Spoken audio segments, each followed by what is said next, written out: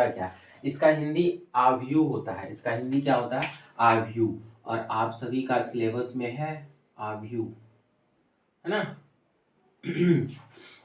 आव्यूह, इसको ना हम लोग मैट्रिक्स भी बोलते हैं। क्या बोलते हैं, मैट्रिक्स। ये भी दिमाग में रखना है आप सभी को, मैट्रिक्स बोलते हैं। क्यों ऐसा, क्योंकि मैट्रिक्स का ये मैट्रिसेस जो है ना ये प्लूरल है। आप सभी समझ रहे हैं प्लूरल सिंगुलर, तो मैट्रिक्स का प्लूरल मैट्रिसेस है, इसीलिए इसको मैट्रिक्स भी बोलेंगे तो मैट्रिसेस ही होगा।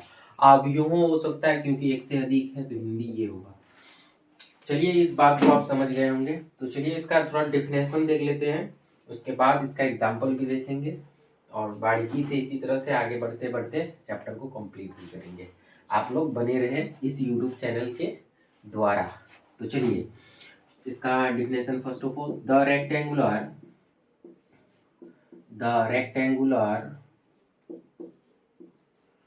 एरे। एरे का मतलब क्या, अरेंजमेंट।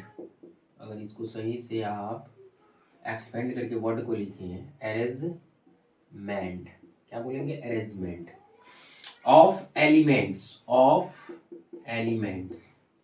एलिमेंट्स क्या क्या होगा, अरेंजमेंट होगा। इसी को हम लोग क्या कहेंगे, मैट्रिसेस कहेंगे। एलिमेंट्स का मतलब हुआ आपका क्या, एलिमेंट्स का आपका मतलब हो गया कि कोई भी नंबर होगा, कोई भी ऑब्जेक्ट्स कह सकते हैं, सिंपल से ऑब्जेक्ट्स। इसका मतलब क्या हुआ, कोई वस्तु। अब कोई वस्तु में मैथ में हम लोग पढ़ते हैं क्या है, कोई नंबर ही होगा या कोई फंक्शन हो सकता है, स्वाभाविक सा बात है। कोई रियल नंबर होगा, क्या होगा, रियल होगा। एंड नॉन रियल नंबर हो सकता है, नॉन रियल नंबर होगा आपका। या फिर क्या हो सकता है, फंक्शन हो सकता है। इसकी जगह पे क्या हो सकता है, फंक्शन। आप सभी को पता है फंक्शन क्या होता है, साइन एक्स कॉस एक्स क्या है, एक फंक्शन है। Ten x tan inverse x ये सब क्या है, फंक्शन। ई पे पावर एक्स क्या है, फंक्शन है। एक्स स्क्वायर जो बोलते हैं क्या है, फंक्शन है। नंबर क्या होता है आप सभी को पता है, 1 2 3 4 5 6 -1 -2 -3 और इसके बाद √3 भी रियल नंबर बोल रहे हैं। नॉन रियल नंबर क्या होता है, जो कि आपका आयोटा साथ में आ जाए, जिसको हम कॉम्प्लेक्स नंबर भी कह सकते हैं, है कि नहीं। तो चलिए आई होप कि आप इस बात को समझ गए होंगे। क्या कह रहे हैं कि the rectangular array, arrangement of elements. Elements का क्या करेंगे हम लोग, अरेंजमेंट करेंगे। और रेक्टेंगुलर वर्ड आया तो एक रेक्टेंगुलर समझिए इस तरह शेप में। चलिए इसको हम मैट्रिक्स का ना सिंबल भी होता है। क्या होता है, मैट्रिक्स का सिंबल होता है। तो symbol of matrix, symbols of matrix,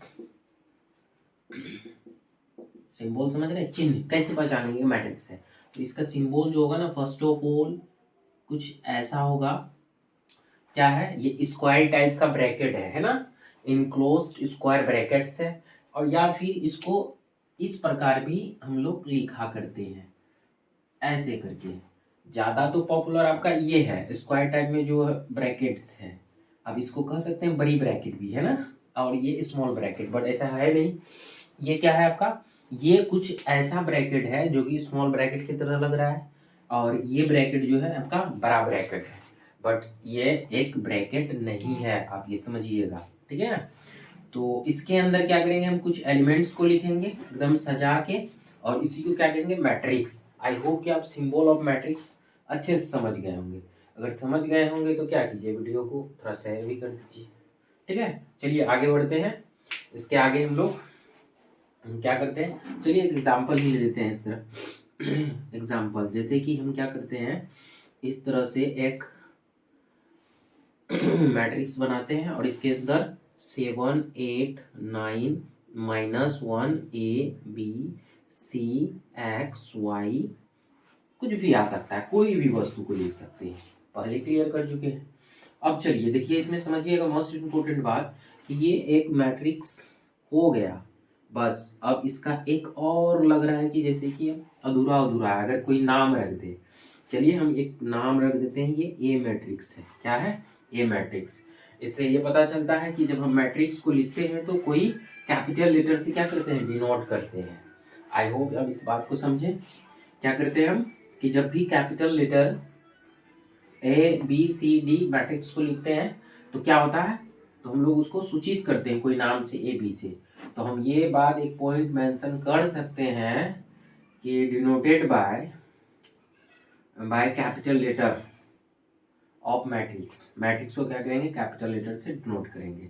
I hope आप इस चीज़ को समझ गए होंगे कि मैट्रिक्स का डिफिनेशन, इसका एग्जाम्पल। चलिए इसके आगे भी कुछ बात करें हम लोग। आगे क्या बात करें, ध्यान से समझिएगा, इसी में एकदम आसान तरीके से आपको समझ में भी आ जाएगा। आप जैसे इस चीज़ को देख पा रहे हैं, इस नंबर को ऐसे तरह देखिए कि ये थोड़ा क्षैतिज टाइप में है ना, इसको हॉरिजेंटल बोलेंगे। और हॉरिजेंटल को ना हम लोग रो कहते हैं। क्या कहेंगे, रो, ROW, रो। हिंदी में कहेंगे पंक्ति। हिंदी में क्या कहेंगे, पंक्ति।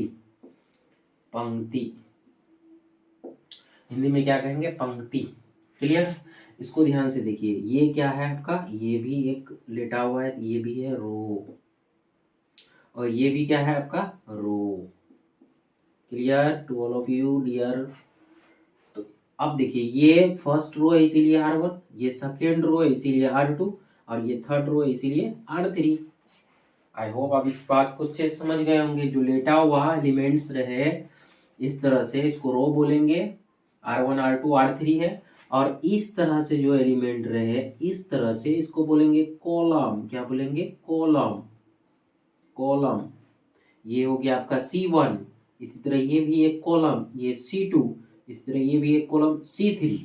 तो इसका मतलब हुआ कि ये जो वर्टिकली एलिमेंट्स लिखा हुआ है इसको बोलेंगे कॉलम, और इसको हॉरिजेंटली जो है इसको बोलेंगे रो।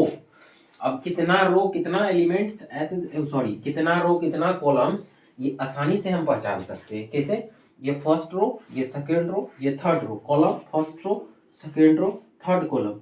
देखिए एक बार और इसमें टर्म आता है ऑर्डर ऑफ मैट्रिक्स। क्या होता है, number of row, number of column, number of row by number of column, this is order of matrix.